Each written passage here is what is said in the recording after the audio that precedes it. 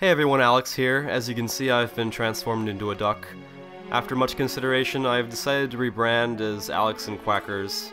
Ha, fooled you. I'm still me. Today I'm on location at a magic lagoon. Now, how do I know it's magic? Look at this sign. Can you feel it? I feel it. What would you be feeling if you were here? Maybe the lapping of the water against the dock would lull you into a quiet calm. Maybe the reeds and the unusual birds would make you feel like a traveler marooned in a far-off swamp. Or maybe it would make you feel something far less tangible. Something you could only explain in a 10-minute YouTube video.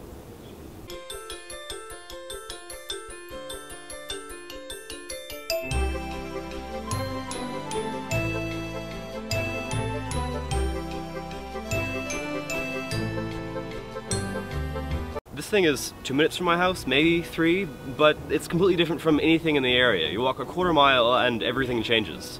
That is something. I've always been amazed and fascinated by the way a physical location and the cultural associations surrounding it can shape the way you feel when you're there. I'm equally amazed and fascinated by the pretentious bullshit that comes out of my mouth sometimes. But it's true. Places and the way people describe them influence us physically, emotionally, aesthetically. Aesthetics are what I'm really getting at here. Those of you who don't make a hobby of tracking dumb shit Tumblr memes might not be so familiar with some of the more colloquial meanings of the word aesthetic. So for clarity, when I say aesthetic, I'm referring to any set of visual characteristics, you know, color, shape, iconography, that are connected to a particular artist or movement or whatever, and combine in a distinctive, recognizable way. For example, the Sailor Moon anime has an aesthetic that uses soft pastel pinks and blues with its cleanly stylized settings to create an image of early 90s Japan that is at once cozy, modern, and at times otherworldly. It's so good. Plenty of places, real and fictional, have that kind of richness. This lagoon, for instance. For whatever reason, it aligns with my aesthetic sense in a pretty profound way. Spots like these are really one of the things I treasure most in life, so it should come as no surprise that many of my favorite spots like this are, say it with me, in video games. Games are cool because they can use the power of aesthetics to simulate the experience of being anywhere. This is usually called atmosphere, and I could just end the video there. It's atmosphere. That's the feeling I'm trying to describe. Atmosphere. But I hate fun, so I'm gonna keep going. Game developers may not always take full advantage of the medium's aesthetic potential, like, you know, a lot of games take place in generic Middle Eastern war zones, but when they do, it's clear we're getting closer and closer to elaborate, fully realized virtual worlds, and that's cool. Lore is cool. Huge sprawling set pieces are cool. However, there is another way. Small games. Games with the audacity to limit their scale for the sake of a more focused aesthetic. Games full of close, intimate little spaces that grab hold of you and do something weird. These are the games that really put the lemon back in my ceviche. So, what exactly does that mean? Let's, you and me, let's work that out. You ever played Animal Crossing? I mean, there's a good chance you have. New Leaf was absurdly popular, but what about the GameCube one? After all these years, it's still my favorite for one reason and one alone.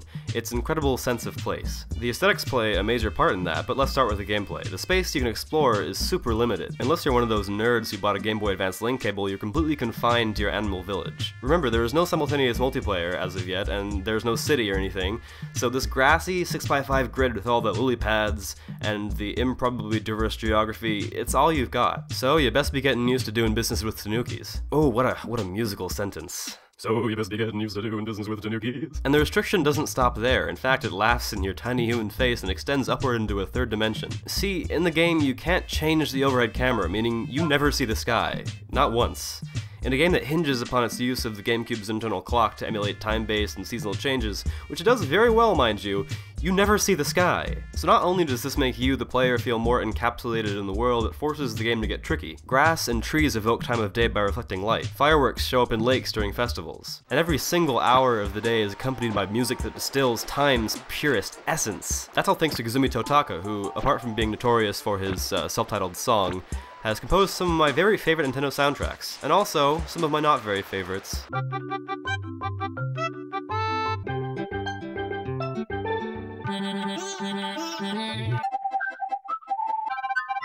You could spend your entire life underground in a snake den, raised by friendly snakes, but if you had this soundtrack, you'd still come to understand what it's like to be outside in a non-snake environment at any given time of day. So all this stuff together composes an aesthetically unique setting, but why does that create such a special feeling? Can we really just chalk it up to good atmosphere? Because that answer does not satisfy me.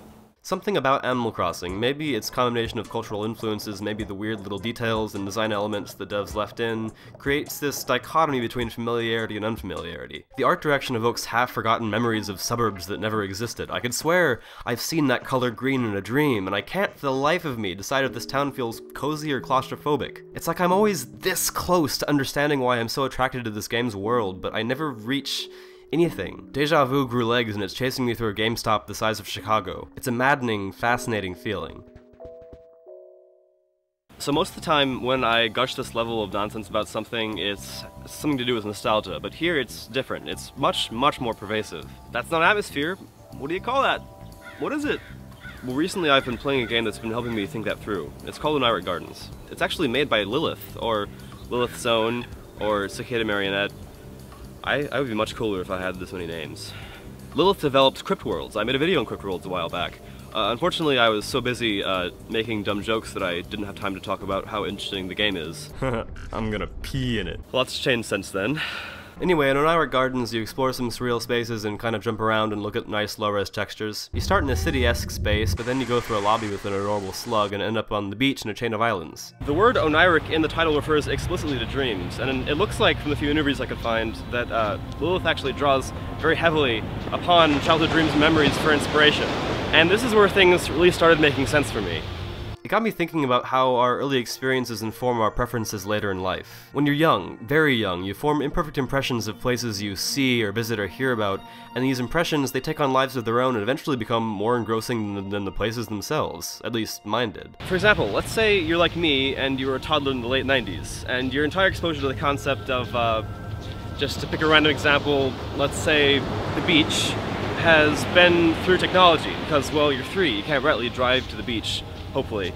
Television at the time depicts the beach as a hyper-commercial pleasure zone where bikinis abound and synthesizers flow like wine. And meanwhile, early software developers are struggling to capitalize on that by trying to patch together these cyber beaches out of palm tree PNGs and poorly animated 3D water. In theory, a virtual reality paradise getaway, but in practice, more of an utterly fascinating mess, available exclusively on Windows 98. Once that aesthetic seed is planted, you could go to a real beach, but you'd still have those low-poly associations. Maybe if you went at a certain time of day, or you listened to a certain song while you were there, you could begin to approximate the virtual beach aesthetic, but you never get there. There's no there to get to. If it's not clear, this isn't entirely hypothetical. I've had experiences very similar to this.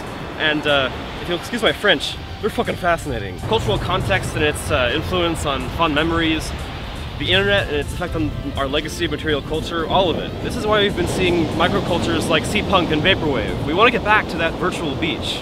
In Montmartre Gardens, you go to one. And although I don't know for sure if it was intended to evoke that imperfect image of reality, for me it does pretty damn well. Games can do that. They can get to the root of what makes certain things beautiful to certain people. The cultures we surround ourselves with. The media we consume throughout our lives. I hope that seems like a valuable thing to think about, because if not, this whole video would be kind of embarrassing. And if you're unsure, then hey, next time you're playing a game and you think to yourself, man, there is just something about this. Don't stop there. Consider the space the game's creating, how it feels to play, what parts of you it's resonating with. A lot of work goes into the bits we sweep under the umbrellas of fun or atmosphere, and I value that work super highly.